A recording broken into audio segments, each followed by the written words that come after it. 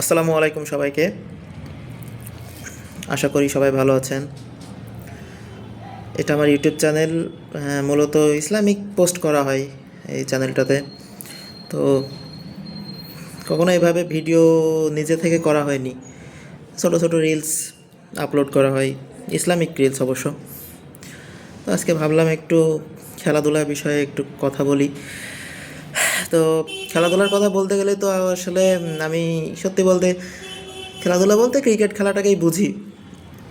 সব খেলাই বুঝি, তবে ক্রিকেটের মতো কোনো খেলাটাকে এনজয় করি না। তো ক্রিকেট ক্রিকেটের বিষয়ে কথা বলতে গেলে বাংলাদেশ ক্রিকেটের বিষয়ে কথা বলতে হয়। আর বাংলাদেশ ক্রিকেটের বিষয়ে কথা বলতে গেলে সবার আগে যে নামটা আসে সাকিব আল হাসান। আসলে সাকিব আল হাসান ছাড়া বাংলাদেশের ক্রিকেট আপনি যা যত যাই বলুন, তার নামে যতই বদনাম করুন, যতই নিন্দা করুন, সে দিন শেষে আপনার সাকিবকে স্বীকার করাই লাগবে। সাকিবকে অস্বীকার করার কোনো চান্স নাই। তো এই আর কি। এখন বাংলাদেশের ক্রিকেট নিয়ে যে মূল টপিক্সটা, এখন যে মূল বিষয়বস্তুটা, সেটা হলো বাংলাদেশ এবার 2026 টি-20 বিশ্বকাপ খেলবে না। কেন খেলবে না? খেলবে না কারণ আইপিএলে মুস্তাফিজুর রহমানকে 9 কোটি 20 লক্ষ টাকায় কলকাতা নাইট রাইডার্স কিনলো। কেনার পর বিভিন্ন বিষয় নিয়ে, বিভিন্ন রাজনৈতিক বিষয় নিয়ে তারা বলল যে মুস্তাফিজুর রহমানকে আইপিএল থেকে মানে বাদ দেওয়া হলো, কলকাতা নাইট রাইডার্স থেকে বাদ দেওয়া হলো। তো যেটাকে বাংলাদেশ ক্রিকেটের fans followers, Bangladesh cricket board, Bangladesh সরকার যেটাকে ভালোভাবে নেয়নি। তো আসলে আমরাও খুব ভালোভাবে নিয়েছি বিষয়টা, তা না। আমরা বাংলাদেশ ক্রিকেটের ফ্যান্স হিসেবে আমরা চেয়েছিলাম যে মুস্তাফিজুর রহমান খেলুক, কলকাতা নাইট রাইডার্স যেহেতু তাকে কিনেছে, তো সেই হিসাবে তার খেলাটা দেখার অপেক্ষায় আমরা ছিলাম। যেহেতু বিভিন্ন রাজনৈতিক বিষয়ের কারণে, রাজনৈতিক ইস্যুর কারণে তাকে বাদ দেওয়া হয়েছে, তো যেহেতু মুস্তাফিজুর রহমানের নিরাপত্তা তারা দিতে পারবে না, সেই প্রেক্ষিতেই বাংলাদেশ ক্রিকেট বোর্ড বলল যে তাহলে আমরাও বাংলাদেশ ক্রিকেট টিমকে ইন্ডিয়াতে পাঠাবো না বিশ্বকাপ খেলার জন্য। তো তারপরই তারা যখন মানে আইসিসি বা হলো আইসিসি বোর্ড প্রেসিডেন্ট জয় শাহ, তিনি তখন বিষয়টা একটু খতিয়ে দেখলো। তারপরে বিসিবি থেকে যে নির্দেশনা দেওয়া হয়েছিল যে ভারতে পাঠাবে না বাংলাদেশ দলকে, তো তার প্রেক্ষিতে তারা বিসিসিআই যে ডিসিশনটা নিল সেটা হলো যে মুস্তাফিজুর রহমানকে তারা আবার রিটার্ন করাতে চায় কলকাতা নাইট রাইডার্সে। তো সেটাকে বিসিবি ভালোভাবে নেয়নি, কারণ যেহেতু তারা প্রথমে বাদ দিয়েছে, তারা পুনরায় তাকে নিরাপত্তা দেবে কি না, বাংলাদেশ ক্রিকেট বোর্ড যদি বিশ্বকাপ খেলতে চায় তাদের নিরাপত্তা দেবে কিনা, সেই বিষয় নিয়ে বিসিবি তাদের সিদ্ধান্তে অনড় ছিল। তারা তাদের সিদ্ধান্তের কোনো পরিবর্তন করেনি।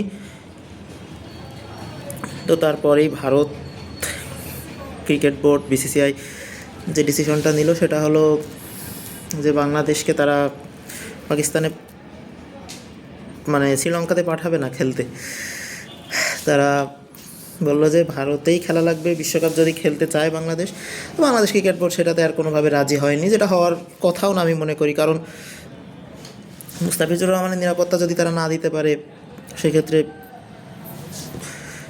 বাংলাদেশ ক্রিকেট বোর্ডটাকে ওই 15 জনের নিরাপত্তা, সংবাদকর্মীরা, বাংলাদেশের কোচিং স্টাফ, সাপোর্ট স্টাফ, তাদের নিরাপত্তাটা কীভাবে দিবে?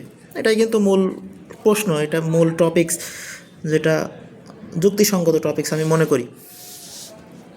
তো যেহেতু এখন ভারতে যাচ্ছে না বাংলাদেশ ক্রিকেট দল, আমরা টি-20 বিশ্বকাপে বাংলাদেশকে পাচ্ছি না, তার পরিবর্তে বাংলাদেশের পরিবর্তে স্কটল্যান্ডকে নতুন করে যুক্ত করা হয়েছে বাংলাদেশের গ্রুপেই, অর্থাৎ বাংলাদেশ যে গ্রুপে ছিল। একটা স্যাড নিউজ আমাদের জন্য, আমাদের মতো ক্রিকেট ফ্যানদের জন্য, যে আমরা টি-20 বিশ্বকাপে বাংলাদেশকে এবার দেখতে পারবো না।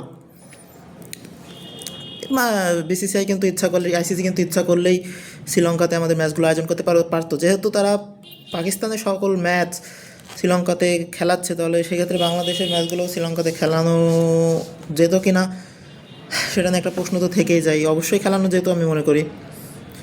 যেহেতু হচ্ছে না, বাংলাদেশ যাচ্ছে না, মুস্তাফিজ আইপিএল খেলছে না, অবশ্যই সব কিছু আমাদের আমাদের মতো ক্রিকেট ফ্যানদের জন্য একটু দুঃখের। তারপরও দেখেন, সবার আগে তো দেশ, এখন দেশের মান সম্মানের প্রশ্নটা সবার আগে, তারপরে বিশ্বকাপ, তারপরে মুস্তাফিজুর রহমানের আইপিএল খেলা, সব মিলিয়ে এই আর কি। তো তারপরে গতকালকে যে একটা বিষয়, গতকালকে যে একটা টপিকস হঠাৎ করেই সবার নজরে আসলো, সবাই যে বিষয়টা নিয়ে একটু তোলপাড় নেট দুনিয়ায়, সেটা হলো সাকিব আল হাসানকে আবার জাতীয় দলে আমরা দেখতে পাবো। হ্যাঁ, এমন একটা